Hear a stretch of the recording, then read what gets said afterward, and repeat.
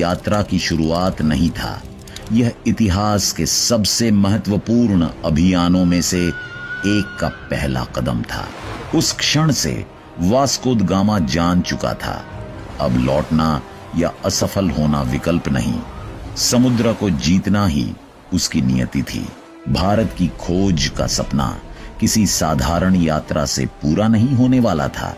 यह ऐसी तैयारी मांगता था जैसे किसी युद्ध के लिए सेना तैयार की जाती है। लिस्बन के तट पर महीनों तक हथौड़ों, रस्सियों, लकड़ी और लोहे की आवाजें गूंजती रहीं। 4 विशाल जहाज तैयार किए गए, 100 गैब्रियल, 100 रफेल, बेरियो और एक सप्लाई शिप। नाविकों के लिए भोजन तैयार किया गया, सूखा मांस, पानी के विशाल जलपात्र, नमक में दबाई गई मछलियां और कठोर ब्रेड, क्योंकि समुद्र पर महीनों तक ताजा भोजन मिलना लगभग असंभव था। सबसे कठिन तैयारी थी नक्शों और सितारों को पढ़ने की कला।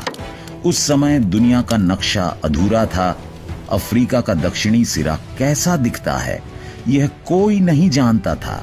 कई नाविक मानते थे कि वहां समुद्र दुनिया से नीचे गिर जाता है।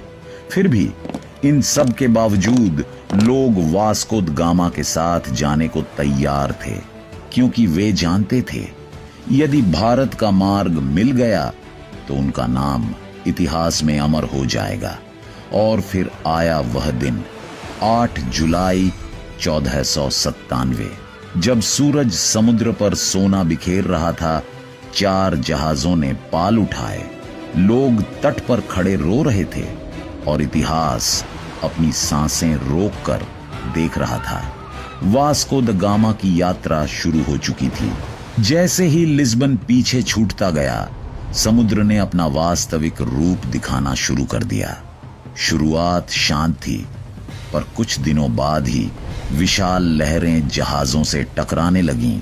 हवा इतनी तेज थी कि पाल फट गए, जहाज डगमगाने लगे और कई नाविकों ने पहली बार समुद्री भय महसूस किया।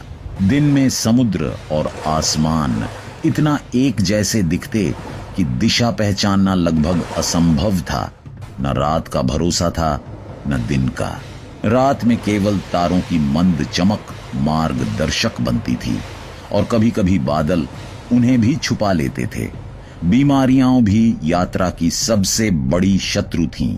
लंबी यात्रा के कारण शरीर कमजोर पड़ता,